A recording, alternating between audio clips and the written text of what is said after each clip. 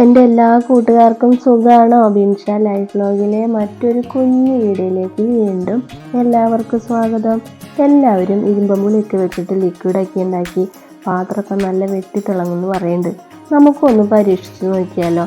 എത്രത്തോളം സക്സസ് ആവുമെന്ന് എനിക്കറിയില്ല, ഞാൻ ആദ്യമായിട്ടാണ് ഉണ്ടാക്കുന്നത്. എന്തായാലും നമുക്കൊന്ന് പരീക്ഷിച്ച് നോക്കാം.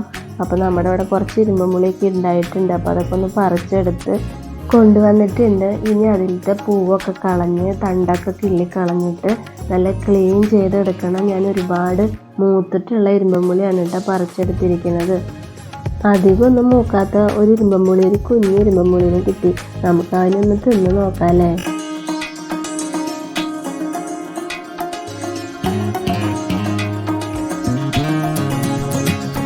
കുറച്ച് ദിവസം മുമ്പ് ഞാൻ കുറേ വീഡിയോകൾ കണ്ടായിരുന്നു. ഇരുമ്പമ്പുളി ഇട്ടിട്ട് ലിക്വിഡ് ഉണ്ടാക്കി ജസ്റ്റ് ഒന്ന് അതിട്ട് സ്ക്രബ് ചെയ്ത് കഴുകുമ്പോഴത്തേക്കും എത്ര വലിയ കറകളാണെങ്കിലും പോകുന്നൊക്കെ പറഞ്ഞിട്ടാണ് അവർ വീഡിയോ ഇട്ടിട്ടുണ്ടായിരുന്നത്. അപ്പോൾ ഞാനും വിചാരിച്ചു, എൻ്റെ കയ്യിലും കുറേ പാത്രങ്ങളൊക്കെ ഉണ്ട് കറിയുള്ളത്, അപ്പോൾ അതൊക്കെ ഒന്ന് ക്ലീൻ ചെയ്യണം.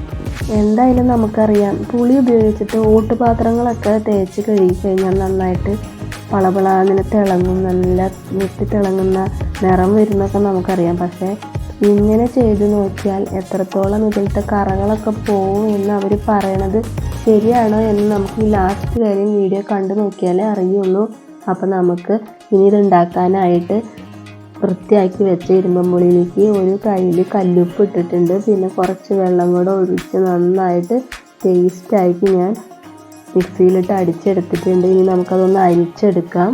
ഞാനൊരു ഗ്ലാസ് വെള്ളം ഒഴിച്ചിട്ടുള്ളൂ, അധികം വെള്ളമൊന്നും ഒഴിച്ചിട്ടില്ല. പുളിയിൽ അത്യാവശ്യം വെള്ളം ഉണ്ടാവുമല്ലോ, അപ്പോൾ അതുകൊണ്ട് അധികം വെള്ളം ഒഴിക്കാതെയാണ് ഞാൻ അടിച്ചെടുത്തിരിക്കുന്നത്. ഇതിൻ്റെ വെള്ളമൊക്കെ നന്നായിട്ട് നമുക്ക് അരിപ്പയിൽ വെച്ച് പ്രസ് ചെയ്ത് അതിൻ്റെ നീരൊക്കെ എടുത്തതിന് ശേഷം നമുക്കത് രണ്ടാമത് വേണമെങ്കിൽ അതിൻ്റെ ചണ്ടിയും കൂടി ഇട്ടിട്ട് ഒന്നും കൂടെ അടിച്ചെടുക്കാം.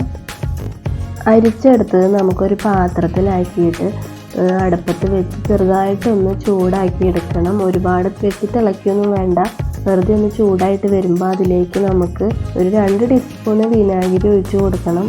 പിന്നെ നമുക്ക് തീ ഓഫ് ചെയ്തിട്ട് അതിലേക്ക് 1 ടീസ്പൂണ് സോഡാപ്പൊടി ഇട്ട് കൊടുക്കണം. ഞാൻ സോഡാപ്പൊടി ഇട്ട് കൊടുത്തത് അടപ്പത്ത് വെച്ചിട്ടാണ്. തീ ഓഫ് ചെയ്തിട്ടുണ്ടായിരുന്നു, പക്ഷേ അടപ്പത്ത് വെച്ചിട്ട് അത് ഇട്ട് കൊടുക്കുമ്പോൾ അത് നിറഞ്ഞ് പൊന്തി വരും സോഡാപ്പൊടി ഇട്ട് കഴിഞ്ഞ് കഴിഞ്ഞാൽ. അപ്പോൾ നമ്മുടെ അടുപ്പ് നാശാവാതിരിക്കാൻ പ്രത്യേകം നോക്കണം കേട്ടോ നിങ്ങൾ. സോഡാപ്പൊടി ഇട്ട് അപ്പം തന്നെ അത് പൊന്തി വരാൻ തുടങ്ങിയപ്പോൾ ഞാൻ വേഗം അടപ്പത്തിൽ നിന്ന് എടുത്തത് മാറ്റി വെച്ചിട്ട് താഴെ വെച്ചതിന് ശേഷമാണ് നന്നായി ഇളക്കി കൊടുത്തു. അപ്പോൾ അതിൽ തന്നെ അവരെയൊക്കെ താന്നു പോയിട്ടുണ്ട്. നമുക്കിതിലേക്ക് ഏത് ലിക്വിഡ് വേണമെങ്കിലും ചേർക്കാം. ഞാനിപ്പോൾ ഇവിടെ പാത്രം കഴുകാൻ ഉപയോഗിക്കുന്ന ഒരു ലിക്വിഡ് ഉണ്ട്, അതാണ് ഇവിടെ കുറച്ച് ചേർത്തിട്ടുണ്ട്.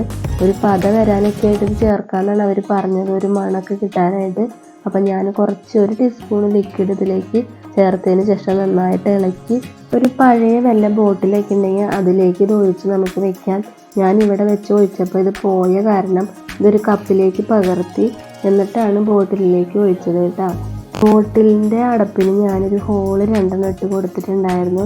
എന്നിട്ട് നമുക്കിത് അടച്ച് വെച്ച് ഇനി ഇത് എത്രത്തോളം സക്സസ് ആവും എന്ന് നമുക്കൊന്ന് പരീക്ഷിച്ച് നോക്കാനായിട്ട് എൻ്റെ കുറച്ച് കറയുള്ള പാത്രങ്ങളുണ്ട്, അതെടുത്ത് കൊണ്ട് നമുക്കൊന്ന് കഴുകി നോക്കാം കേട്ടോ. ഇത് ഒരുപാട് പഴക്കമുള്ളൊരു പാത്രമാണ്, ഞാനിത് ഉപേക്ഷിച്ചിട്ടിട്ടുണ്ടായിരുന്നതാണ്. പക്ഷെ ഇതിൽ നല്ല കറയൊക്കെ ഉണ്ട്. ഇതൊന്ന് കഴുകിയെടുത്ത് കഴിഞ്ഞാൽ ചിലപ്പോൾ നല്ല പാത്രമായാലോ, നമുക്കൊന്ന് കഴുകി നോക്കാം. എന്തായാലും വെറുതെ ഒന്ന് സ്ക്രബ്ബർ ഇട്ട് അധികം പ്രസ് ചെയ്യാതെ ഉരച്ചാൽ നല്ല അടിപൊളിയായിട്ട് വെളുത്ത് കിട്ടുന്നൊക്കെയാണ് പറഞ്ഞത്. പക്ഷേ ഞാനിവിടെ സ്ക്രബ്ബർ ഇട്ടിട്ട് നന്നായി ഉരച്ച് നോക്കിയിട്ടും ഇത് വെളുക്കണ ഒരു ലക്ഷണവും കാണാനില്ല. ഞാൻ എന്നിട്ട് സ്റ്റീലിൻ്റെ സ്ക്രബ്ബർ ഇട്ട് ഉരച്ച് നോക്കി, എവിടെ വെളുക്കണു, ഉരച്ചൊരച്ച് എൻ്റെ കൈ പോയതല്ലാണ്ട് ഒരു ഉപകാരം ഉണ്ടായില്ല കേട്ടോ. അപ്പോൾ എനിക്ക് സത്യം പറഞ്ഞാൽ ദേഷ്യം വരിക ചെയ്തത്. നമ്മൾ ഇത്രയൊക്കെ കഷ്ടപ്പെട്ട് ഇതൊക്കെ ഉണ്ടാക്കിയിട്ട് വെറുതെ നമ്മളെ പറഞ്ഞ് പറ്റിച്ചതുപോലെ ആയില്ലേ. എനിക്കപ്പോൾ സങ്കടവും ദേഷ്യമൊക്കെ വന്നു. എന്നിട്ട് ഞാൻ വേറൊരു പാത്രം എടുത്തു, ഒരു കുക്കർ. നമ്മുടെ കുക്കർ ഒരുപാട് അടിയിലൊക്കെ പിടിച്ച് ആകതായിട്ടിരിക്കുന്നതായിരുന്നാണ്. പക്ഷെ തേച്ച് ഒരു ഇതൊക്കെ വെളുപ്പിച്ച് വെച്ചിട്ടുള്ളതാണ്. എന്നാലും നമുക്ക് ഇതൊന്ന് ഇട്ടിട്ട് പരീക്ഷിച്ച് നോക്കാം. അപ്പോൾ വെറുതെ എന്നിട്ടിട്ട് സ്ക്രബ് ചെയ്ത് വരച്ചപ്പോൾ ഒരു രക്ഷയില്ല കേട്ടോ. എന്നിട്ട് ഞാൻ സ്റ്റീലിൻ്റെ ഇതൊക്കെ ഇട്ട് നന്നായി ഉരച്ചതിന് ശേഷം അതൊരു വിധം എനിക്ക് വെളുത്ത് കിട്ടി. എന്താണെന്ന് വെച്ച് കഴിഞ്ഞാൽ ഒന്നാമത് നമ്മുടെ അലുമിനിയത്തിൻ്റെ ഇതാണ് ആ കുക്കർ. അലുമിനിയത്തിൻ്റെ പാത്രങ്ങളൊക്കെ നന്നായി സ്ക്രബ്ബറൊക്കെ ഇട്ട് വരച്ച് കഴിഞ്ഞാൽ ഒരുവിധം വെളുപ്പൊക്കെ കിട്ടും. നമ്മൾക്ക് അറിഞ്ഞൂടെ നമ്മുടെ അലുമിനിയം പാത്രം എത്ര കരിയുള്ളതാണെങ്കിലും ചാരമിട്ട് തേച്ച് കഴിഞ്ഞാൽ നല്ല അടിപൊളിയായിട്ട് വെളുത്ത് കിട്ടുന്നു. നിങ്ങൾക്ക് വളരെ ഉപകാരമുള്ള വീഡിയോ ആവുമെന്ന് കരുതിയിട്ടാണ് ഞാൻ ഈ വീഡിയോ എടുത്ത് ചെയ്യാമെന്ന് വിചാരിച്ചത്. പക്ഷേ ഇത് ഇത്രത്തോളം ഉപകാരമില്ലാത്തൊരു വീഡിയോ ആവുമെന്ന് ഞാൻ വിചാരിച്ചില്ല. ഇങ്ങനെയുള്ള ഇരുമ്പമ്പുളി ഉപയോഗിച്ചിട്ടുള്ള ലിക്വിഡൊന്നും ഇനി ആരും പരീക്ഷിച്ച് നോക്കണ്ട കേട്ടോ. അത്രയധികം സക്സസ് ആയിട്ടുള്ള ഒരു പ്രൊഡക്റ്റ് അല്ല ഇത്. അപ്പോൾ നിങ്ങൾ വെറുതെ സമയം പാഴാക്കണ്ട.